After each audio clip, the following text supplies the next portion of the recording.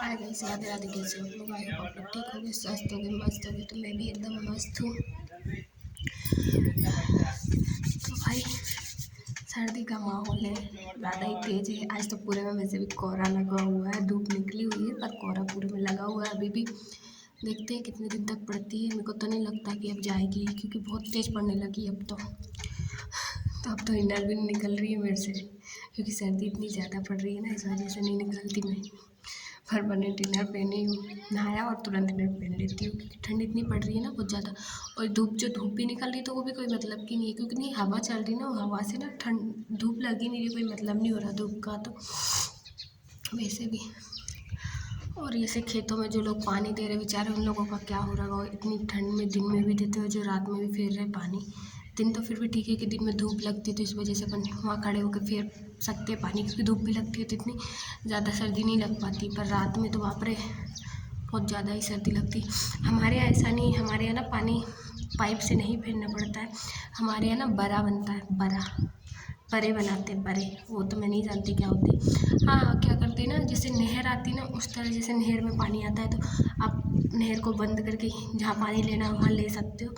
इसी तरह यहाँ भी ऐसा होता है कि एक बड़ा खोदने की कुछ मशीन आती है, उससे बड़ा बना लो, इसे खोदते आ जाओ, बस एक पाइप लगा के उसमें पानी छोड़ दो, आपको जहाँ तक फिरना वहाँ तक आप उसको बंद करते जाओ। नहर टाइप का ही, इससे यहाँ पानी फिरता है। मतलब मेन दिक्कत ये यहाँ ये अच्छा है कि आपको पाइप से पानी नहीं फिरना पड़ता। तो अपन जहाँ जैसे अपन ढारू खेत है आपका, तो आप बरा मूंद के आ जाओ, आराम से घर बैठो, पानी अपने आप फिर जाएगा। आपको ज़रूरत नहीं है कि वहाँ आपको खड़े रहना है कि पाइप से यहाँ ज़्यादा जा रहा है कि यहाँ कम जा रहा है। इतना देख लो कि कितने घंटे में यहाँ फिर जाएगा पानी, तो उतने घंटे के लिए उसको छोड़ो, घर आके बैठो आराम से, और फिर रिटर्न चले जाओ कि 1 घंटे में लगेगा कि 2 घंटा लगेगा यहाँ से वहाँ तक पानी जाने में, ऐसा। तो इस गांव में ना मेन बात यही है। हमारे गांव में क्या है कि हमारे गांव में ना पाइप से पानी फेरना पड़ता है। यहाँ ऐसा कुछ भी नहीं है। यहाँ बड़ा खोद देते हैं, उससे पानी देते हैं सब लोग, पूरा गांव ही देता है उसी तरह। और मेरे मायके में क्या है कि वहाँ पाइप से पानी दिया जाता है, जो कि वो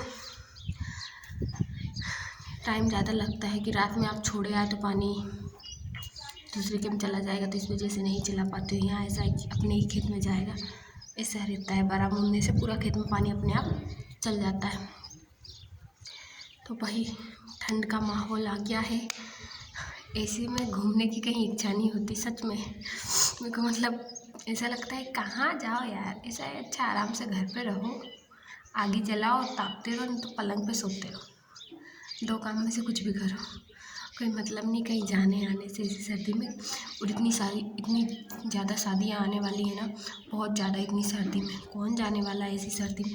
सर्दी में कहीं जाने की इच्छा भी नहीं होती, शादी हो या कुछ भी, क्योंकि वहाँ से आके ना बीमार पड़ जाते हैं तो कोई मतलब नहीं रहता है। वैसे भी ऑलरेडी मैं बीमार ही रहती हूँ।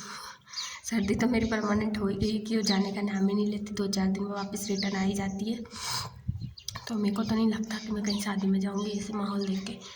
अभी तो ये कि धूप निकल रही, कब अभी थोड़े दिनों बाद ऐसा होगा कि धूप भी नहीं निकलेगी जब भी शादी है, क्योंकि अभी तो शादी देखो ज़्यादा से ज़्यादा नवंबर चल रहा, दिसंबर में होंगी शादी, उसके बाद तो जनवरी में तो होंगी नहीं किसी की भी शादी, जनवरी संक्रांति के बाद ही होंगी, क्योंकि थोड़ा अभी है। फिर धनारस लग जाएंगे वैसे भी 15 तारीख से या 14 तारीख से अगले महीने में। तो दिसंबर में ये मान लो 14-15 तारीख तक की जो शादी होंगी, नहीं तो नहीं होंगी। फिर तो ये मान लो जनवरी फरवरी से ही शादी स्टार्ट होंगी। तो फरवरी तक इस साल ना मेरे को ऐसा लग रहा है अप्रैल तक सर्दी पड़ने वाली है, क्योंकि लेट आई है तो लेट तक पड़ेगी सर्दी। क्योंकि इस बार पानी भी लेट गिरा था, तो अभी तक ही सर्दियों तक गिरा है पानी भी, तो ऐसा ही माहौल रहेगा इस बार सर्दियों का भी। और गर्मी का भी यही माहौल रहने वाला है, क्योंकि इस साल गर्मी भी बहुत ज़्यादा ही रिकॉर्ड तोड़ के पड़ने वाली है। क्योंकि जिस तरह सर्दी पड़ रही है ना, क्योंकि सर्दी लेट आई है तो लेट तक पड़ेगी, और एकदम से ही तेज आई है सर्दी, ऐसा ही हाल हो रहा है हर जगह भाई। इस सर्दी से ना बीमार भी लोगों इतने ज़्यादा हो रहे हैं। थोड़े दिनों बाद अभी स्कूलों की छुट्टी होने लगेगी, सर्दी ज़्यादा तेज़ पड़ने लगेगी तो स्कूल बंद हो जाएंगे। वैसे भी मेरी फ्रेंड आ गई है मेरे पीहर, तो वो मेरे को फ़ोन करके बुला रही है, आजा आजा। मैं सोच रही हूँ जाऊँ क्या करूँ, पर उनको टाइम ही नहीं मिल पा रहा है। बोलते 2 दिन बाद चलेंगे, 4 दिन बाद चलेंगे, 2-4 दिन उनके हो ही नहीं रहे। 2-4 दिन बोल के 8 दिन से ऊपर हो गए उनको। अब मैं देखती हूँ, बोलती हूँ उनको, अगर 2 दिन या 4 दिन और लग रहे तो ठीक है, नहीं तो उसके बाद मैं किसी को बुलाऊँगी मेरे मायके से, तो उनके साथ चली जाऊँगी, क्योंकि मेरे को वैसे भी जाना है, थोड़ा काम है।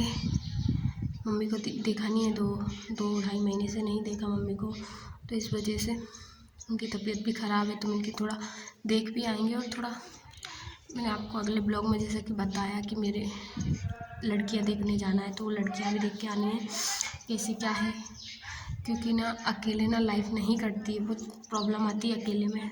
1 से 2 हो ना तो लाइफ बहुत ईजी हो जाती है। इस वजह से मैं भी सोच रही हूँ कि यार उनकी लाइफ में भी ज़रूरत है किसी एक की, और मेरे को भी ज़रूरत है किसी एक की, क्योंकि मेरे से अकेले से इतना मतलब काम तो हो जाता है, काम का कोई प्रॉब्लम नहीं है, बट ये है कि थोड़ा बहुत सहारे के लिए चाहिए होता है, क्योंकि घर में बहुत सारे काम होते, कभी ऐसा है कि कोई नहीं है, तो इस वजह से ना थोड़ी प्रॉब्लम आ जाती है। तो मैं कोशिश यही करती हूँ कि जितना जल्दी हो सके उतने जल्दी उनकी शादी हो जाए, क्योंकि उससे ना मैं भी बेफिक्र हो जाऊँगी। फिर ऐसा है कि हम दोनों में से ऐसा है कि मेरे को मायके जाना है तो मैं जा सकती हूँ, उसको मायके जाना है तो वो जा सकती है, और मैं घर देख सकती हूँ, ऐसा हो सकता है।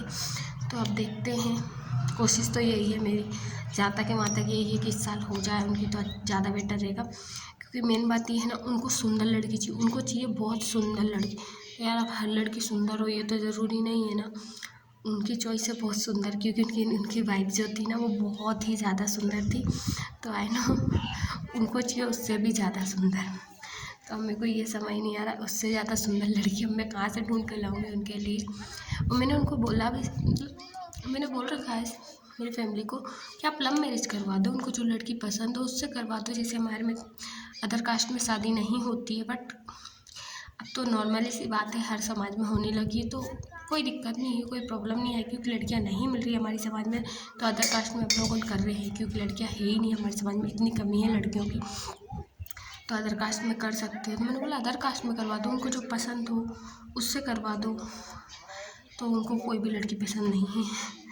तो मेरे यहाँ ना बहुत ज़्यादा दिक्कत यही आ रही है, क्योंकि अब उनके हिसाब की लड़की ही चाहिए उनको। ऐसा नहीं है कि अपन को पसंद आ गई तो अपन उसको सिलेक्ट कर सकते, ऐसा नहीं है, उनको पसंद आनी चाहिए तो ही सिलेक्ट होगी लड़की भी।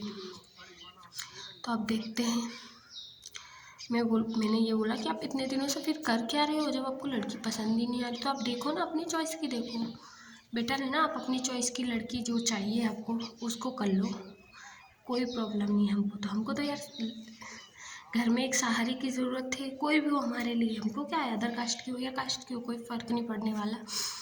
वैसे भी क्या है ना, अदर कास्ट की पहले नहीं होती थी, वैसे होने को अभी भी नहीं होती, बट दिक्कत क्या है कि अब लड़कियां नहीं मिलती है, तो हर कोई अदर कास्ट कर रहा है, तो इस वजह से कोई प्रॉब्लम नहीं आ रही इतनी ज़्यादा, हमें पहले आती थी। लड़का अदर कास्ट में कर ले तो कोई दिक्कत नहीं, अगर लड़की अदर कास्ट में चली जाए ना तो बहुत दिक्कत हो जाती है हमारे इधर, ये बहुत ज़्यादा प्रॉब्लम है। तो हमारे यहाँ लड़की बहुत कम जाती है अदर कास्ट की, पर यह है कि अब सब लड़कियां भागने लगी तो भाग जाती हैं, कोई वो नहीं है, क्योंकि कोई किसी को पकड़ के तो नहीं रख सकता, अपनी अपनी चॉइस है, किसी को अदर कास्ट पसंद आता है, किसी को कास्ट वाला ही पसंद आ जाता है, तो ऐसा है। अब जिसकी जैसी चॉइस अपनी अपनी चॉइस के ऊपर है, तो भाई मेरे को तो ये लगता है चॉइस अच्छी हो या बुरी हो उससे कोई फ़र्क नहीं पड़ता, वो ज़िंदगी भर आपका साथ दे वो ज़्यादा बेटर है, वो ज़्यादा मैटर करता है। ऐसा नहीं है कि लड़की बहुत सुंदर है, वो आपके यहाँ 4-6 महीने रुकी या साल भर आपका साथ दिया उसके बाद रफ़ा दफ़ा हो गई, तो वो कोई मतलब नहीं होता उससे। मैंने आपको बताया जैसे मेरे जेठ की घर वाली बहुत ज़्यादा सुंदर थी, तो वो ये है कि इनकी पसंद से हुई थी वो भी शादी, तो पसंद से शादी करने के बावजूद भी अगर आप 2 साल या 1.5 साल या 3 साल रह पा रहे हो तो कोई मतलब नहीं है पसंद का। पसंद वो होती है जो आप ज़िंदगी भर साथ रहो, इससे अच्छा आप घर वालों की पसंद से करो, वो ज़्यादा बेटर है। वो मतलब घर वालों की पसंद की भी थी, उनकी पसंद की भी थी, ऐसा नहीं था कि उनकी ही थी, और वो मेरे रिलेटिव में ही थी, तो कोई दिक्कत नहीं थी, क्योंकि मतलब जो मेरी ननद है ना उनकी ननद थी वो। उसके बाद भी जब आपका मैटर इतना सगे में होके मैटर नहीं चल पा रहा, तो फिर तो कोई बहुत बड़ी बात हो गई है। अब उनकी चॉइस कैसी है वो तो मैं डिसाइड नहीं कर सकती, वो उनके ऊपर है, उनको क्या पसंद आता है क्या नहीं पसंद आता है, बट जो भी है भगवान से प्रे करती हूँ कि जल्दी से जल्दी हो जाए उनकी शादी, तो बहुत अच्छा रहे, क्योंकि हर किसी को लाइफ में सहारे की ज़रूरत रहती है, अकेले ज़िंदगी किसी की भी नहीं कटती है। तो आई विश भगवान उनकी विश पूरी करे, उनको बहुत अच्छी लड़की मिले। Thank you so much. आप लोग मेरे ब्लॉग देख रहे हो, अच्छे से ज़्यादा सपोर्ट नहीं कर रहे हो, बाकी फिर भी जितना सपोर्ट कर रहे हो उसके लिए थैंक यू सो मच, और ऐसे ही दिल से मुझे सपोर्ट करते रहो। धन्यवाद।